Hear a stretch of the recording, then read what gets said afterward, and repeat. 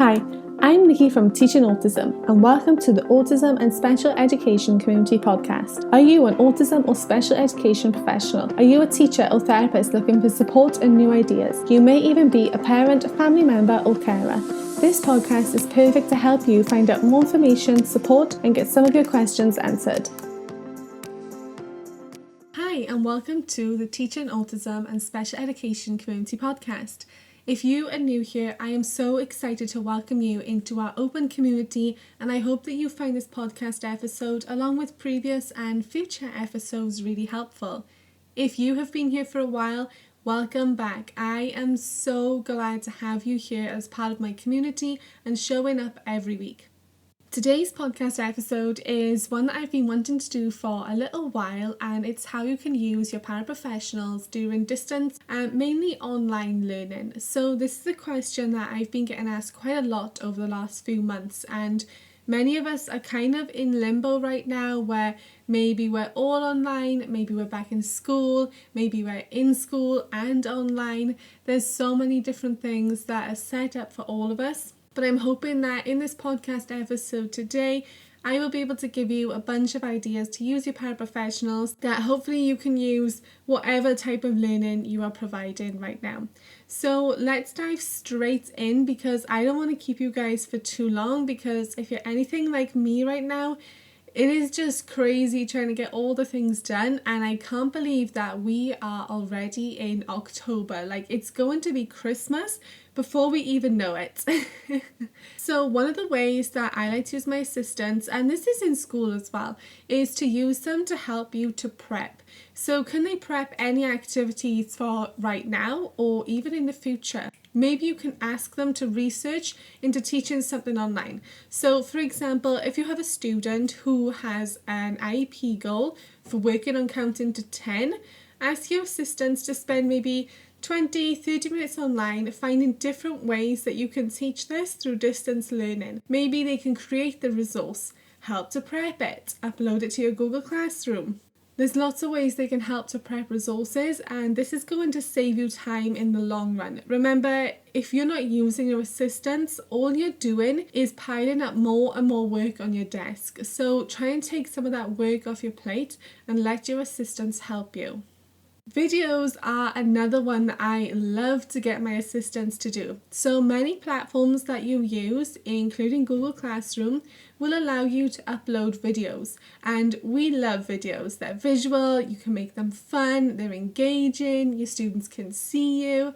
So why not have your assistants record a quick video every day that you can upload to the portal? So it could be things like working on letter of the day, teaching a new sign language sign, singing a song and signing along with it, saying hello to students, a video completing a task or a chore around the house, challenge the students to do the same. You can do video challenges, and if you want to find out more about video challenges, head over to my Instagram, Teaching Autism. I've done a reel that shows you some of the fun video challenges that we have done as a class and that my kids have absolutely loved. Story time is another way that you can use your assistants. So stories have always been a huge part of our classroom, and I'm sure this will be the same for many of you as well. However, a lot of our students may not have access to books or story time at home. So why not offer this as a little extra?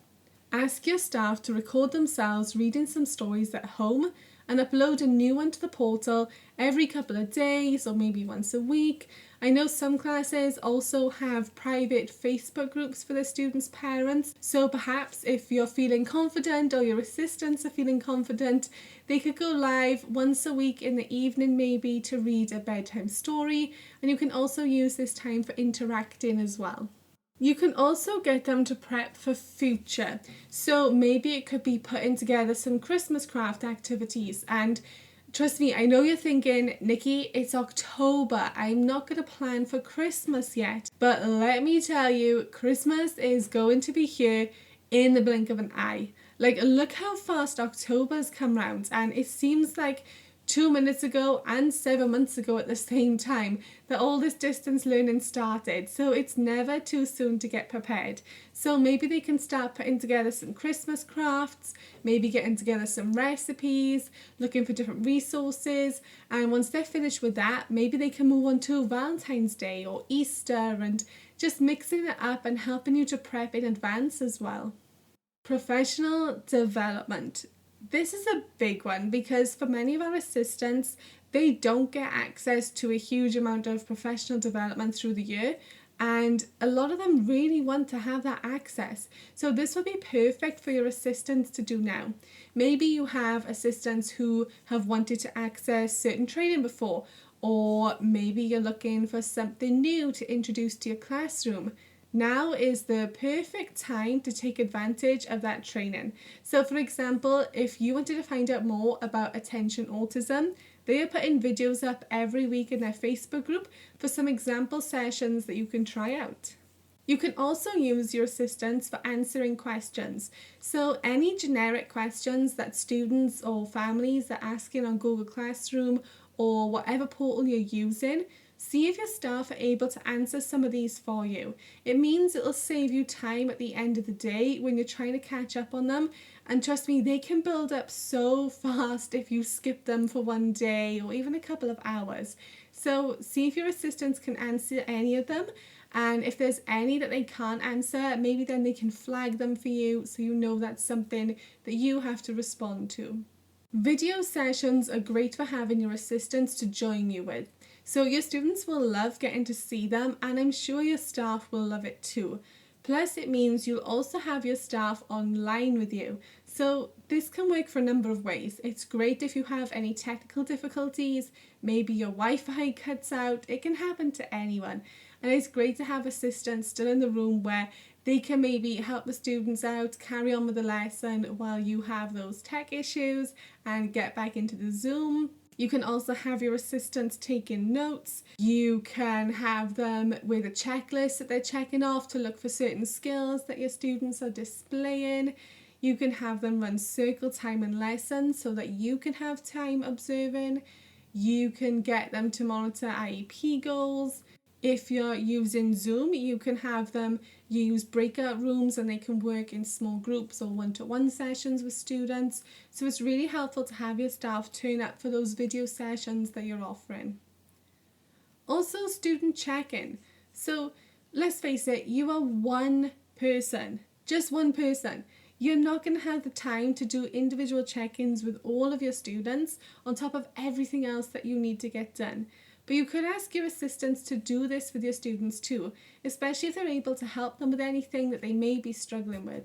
Sending notes home is also another great way to use assistants. So a few years back, we posted some postcards home to our students over the summer holidays, and they loved it. And so did their families.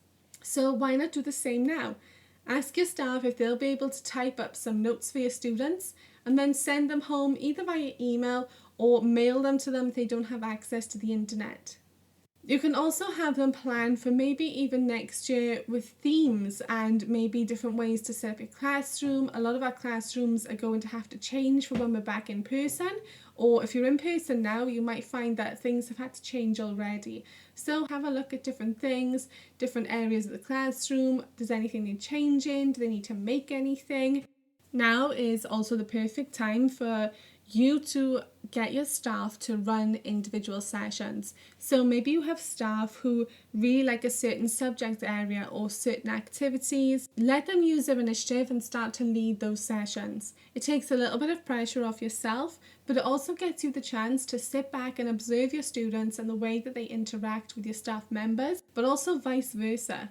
And the more that you allow your staff to have a little area of responsibility, those days when you're off sick or maybe you just can't get to school, maybe you're at a training session, your staff are going to feel more confident because this is something that they've already been doing on a regular basis. So reach out to your staff, ask them if there's a specific area that maybe they really enjoy, maybe something that they want to take charge of, and see if you can set that up for them. There's also the option to get your staff to make packets to send home. So Maybe you have a lot of parents and families who are wanting to do some work at home with their students. Maybe you have students who are just not enjoying the online experience and they would rather work with something physical and hands-on. You can get your staff to prep these and mail these home for your students' families. So that's something else that you don't have to worry about. I think the main thing to remember is when you are thinking of using your paraprofessionals, treat them as equals. So they are your team and they're there to help you and your students have the best year possible. So don't be afraid to give them responsibility and don't be afraid to ask for help. Even ask their opinions. Ask them, what would you really like to do? Or ask them if they want to be more involved and how they want to be more involved. It's great when everyone sits down together and shares ideas because everyone brings something different to the table. And try not to overthink it. When we transitioned to online learning, it was so easy to start panicking and overthinking things and adding more and more to my plate that I really didn't need to be adding. So instead, I just kind of stopped overthinking things. I thought about how I use the assistants in my classroom, and then I just thought of ways that I can transition that online as well. So I hope you found today's podcast episode helpful. I've tried to keep it short and sweet for you guys, but if you want something even quicker, head on over to my Instagram where I've done a reel all about ways that you can use your paraprofessionals for online learning, and it's 15 seconds long, so it won't take up hardly any of your time at all. I hope you found this helpful and thank you for listening today. I'll speak to you again soon.